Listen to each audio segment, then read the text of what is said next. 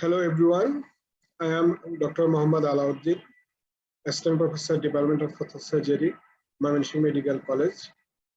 I am with my presentation. Very good evening to everyone. Hope you are all doing well.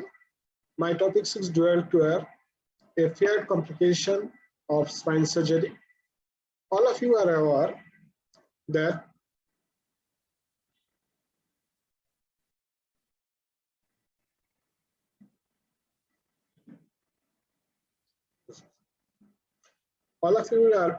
spine surgery increases in number and complexity in Bangladesh and also in all over the world, in developing countries and developed countries and everywhere. So as the spine surgery increases in number and complexity, there is increase in incidence of complications, and including other complications, there is increased incidence of dural tear with its consequences. Our expected learning outcome from this presentation is we have to be aware of risk of dural tear during spine surgery.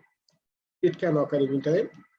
So we should be careful. We should have careful vigilance to avoid and to detect dural tear during surgery. Importance of meticulous repair. And we should describe the key factors that influences the decision-making period in repair, including use of adjoint, drain, and bed rest.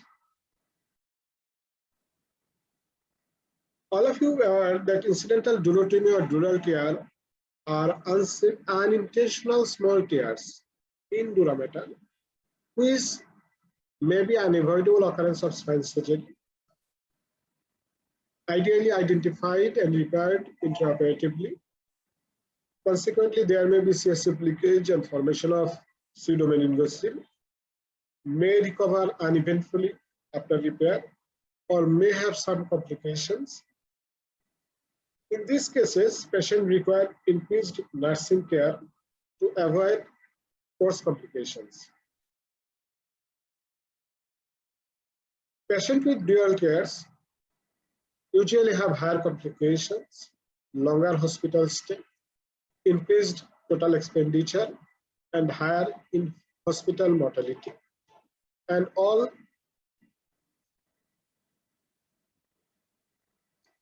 dural tear can be more in elderly patient, in multiple level surgery, in reoperation cases, in instrumented surgery, in patient with pre-existing deformities like scoliosis, kyphosis, spondylolisthesis, stenosis. In these cases, anatomy is distorted and exposure through around the dura mater and exposure around the cord is difficult. So there may be more chance of dural tear in these regards. There are other comorbidities which may be associated with dural tears, like meningeal adhesions, osteophyte formations in the spine, diabetic patient, obesity, chronic steroid use, and in patient with chronic smoking. Expected dural tear frequencies are revision spine surgery, that is 15 to 33%, multiple laser surgery, level surgery is 13 to 15%, other spine surgery usually below 10%, single level fusion 7 to 8%, 2 level decompression 4 to 5%, 1 level decompression 0 to 1%, 1 level open discectomy 2 to 4%. There is allegation that notifications for dural tear is less than actual occurrence, because that notification for dural tear may cause patient unsatisfaction, may have some medical legal problems. So there is allegation that many centers may have hidden some of their dural tears, and it is underrated. Dural tear occur during surgery in cases of exposure around the spinal cord and durameter, decompression of the cord and decompression for the roots, instrumentation, exploring adhesion, using sharp instrument.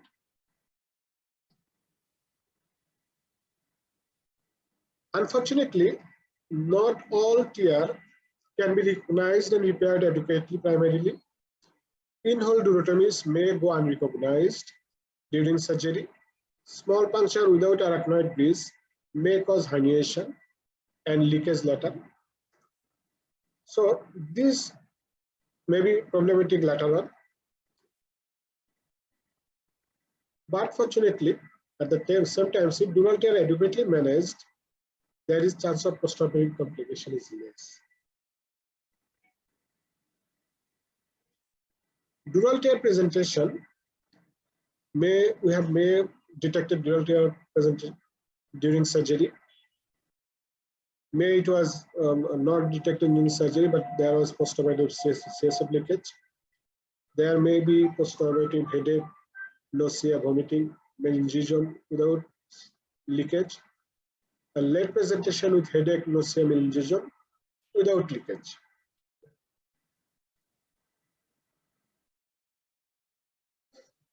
Dural tear repair should be meticulous. We can follow these steps to have a better repair of the dura. There should be adequate exposure. Take off the more bone and surrounding ligamentous structure to expose the dura adequately. Protect nerve roots with cottonoid. There must be adequate hemostasis. Direct repair with 4-0 silk or choline. We can get one stitch initially to partially close and tent up the dura. Then subsequently we can apply other stitches. Loops or microscopic help, if available, can be used in this case. Suction to keep feed clear. Call for senior or expert help if needed, and of course if available.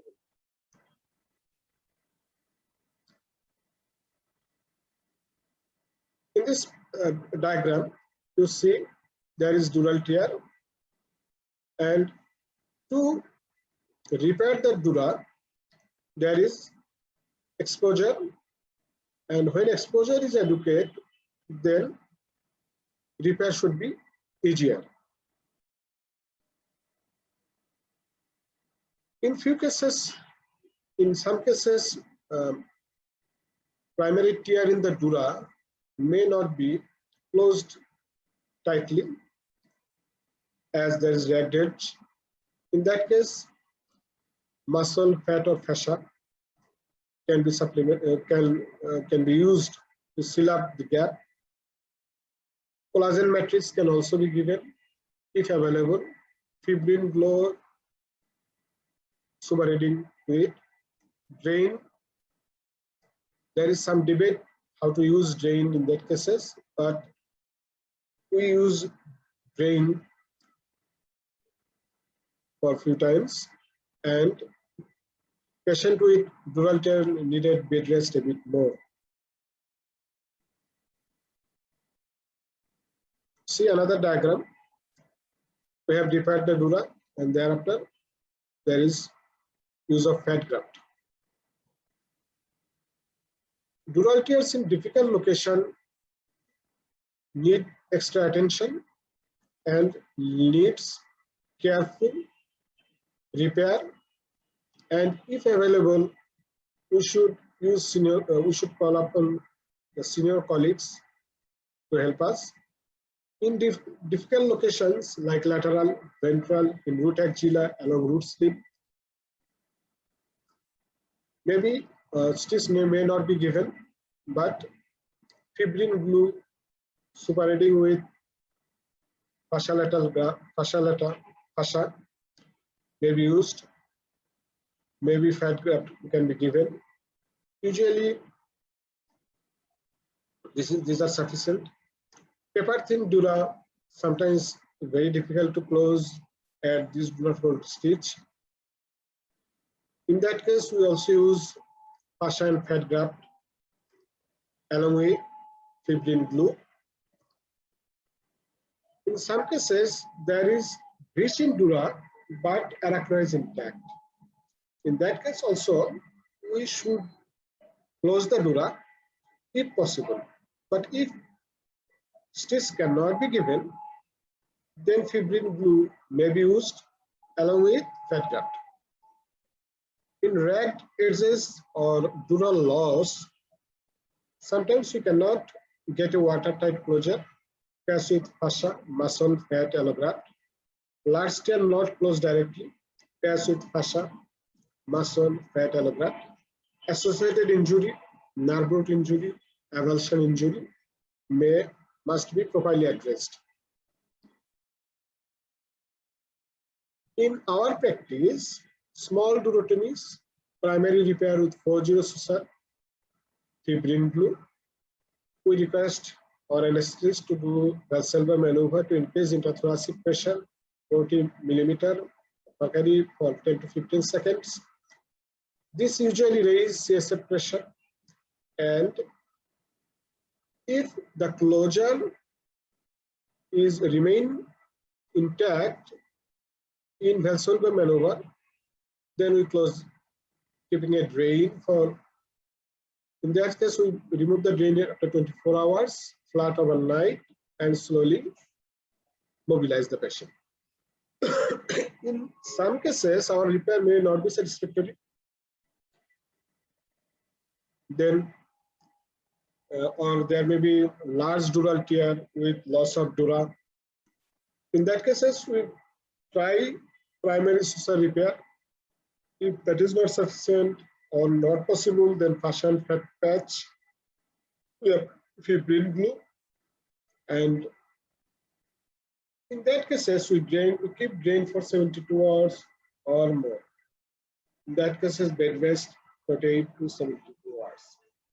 After drain, after keeping drain for 72 hours, if the drain collection is not much, more than 400 or 300 per day, then we can remove the drain on the third day.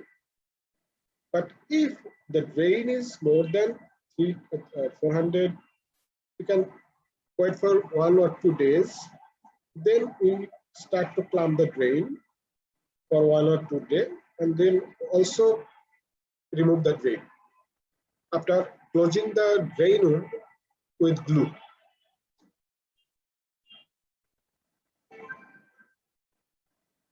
There may be some cases there is post-operative detection of dural tear, which was not detected during surgery, or even detected during surgery and repaired but failed. In that case, CSF blockage from the wound occur. There may be persistent headache exaggerated by head elevation, relieved by tendon and bar position. There may be nausea and vomiting, pain and tightness in the neck or back. There are few complain of diplopia or photopia in these patients also.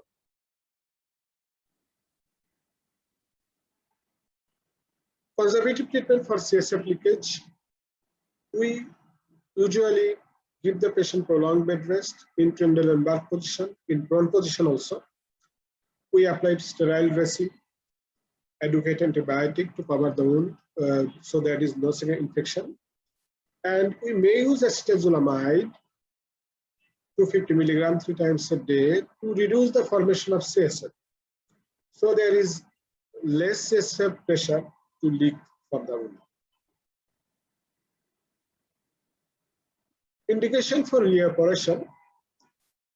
If there is persistent CSF leakage for more than 4 to 5 days, and these are not decreasing by conservative maneuver, and there is postural headache, failure of conservative treatment, these all needed for reoperation. In this reoperation, we must expose under general anesthesia, surgical toileting, repair of tear reinforced with fat, fascia, graft, and glue, use of drain, in that case also in prolonged period, prolonged bed rest in tendon and bar prone position to reduce the CSF leakage from the lumbar region. There is a study of S. Wolf in published in 2012 of surgical dural tears prevalence and updated management protocol based on 1359 lumbar vertebral interventions. There was we have followed this in modified way. They have devised a protocol in dural tears, non-repairable. They give non-tight, no drain, and bed rest. After 48 hours of bed rest, they perform stand-up test. If patient can good tolerate, then conservatively patient is okay. If severe headache develop, patient should be given further bed rest, and if that failure occurs, then surgical revision may be needed. In dural tear repairable cases, they repair it. They do Valsalva maneuver. If the suture is not tight, they use no drain. In this case, we also use drain. And they have used no drain in non-tight cases. They have given bed rest for 48 hours, then stand-up test, and they followed good tolerance. They followed the conservative. And if stand-up test causes severe headache, they give bed rest for another couple of days, then failure and surgical revision. Tight suture in drain without suction. Valsalva maneuver, drain without suction. If less drain output, then drain removal in 48 hours. If drain removal is more than 300 per day, then bed level drain kept. If that is more than also 400 per day, drain clamping for a day or two, then drain removal, long drain pathway, glue on the drain hole after removal. These are their protocols for lumbar spine surgery. We have somehow followed this in our way with few modifications.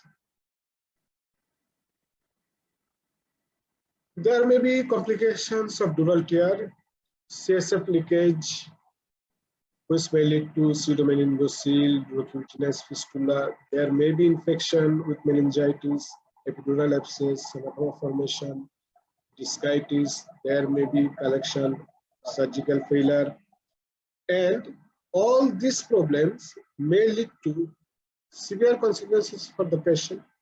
Patient may have persistent pain in the back. Patient may be unable to walk.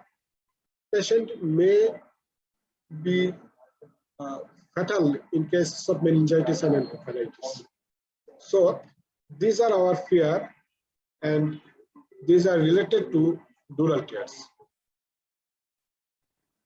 There is a diagrammatic of pseudomeningocele, and there is collection of CSF beneath in soft tissue area with entrapment of the nerve root.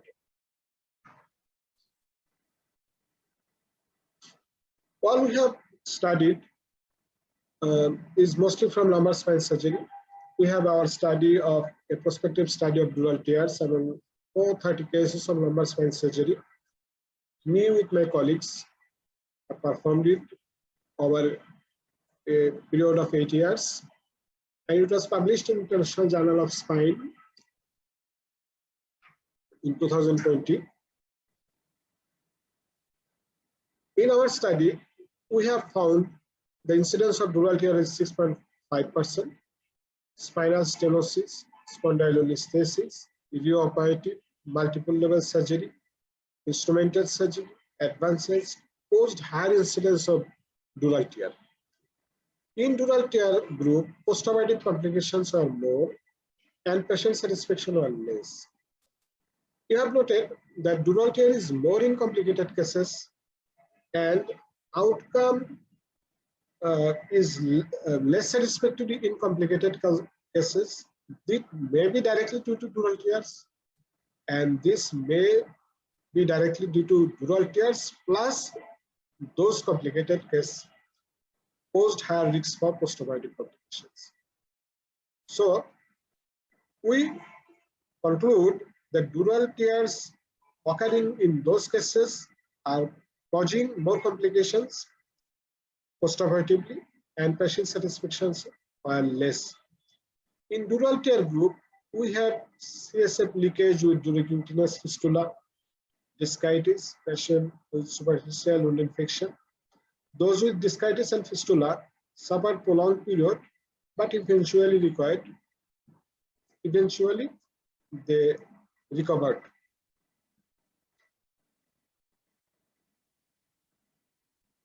From our point, take home message for my friends and colleagues in our country and also overseas. The dural tears are mostly benign, but if dural tear not properly managed, can lead to serious consequences. Every spine surgeon should be aware of dural tear and must know how to deal with it.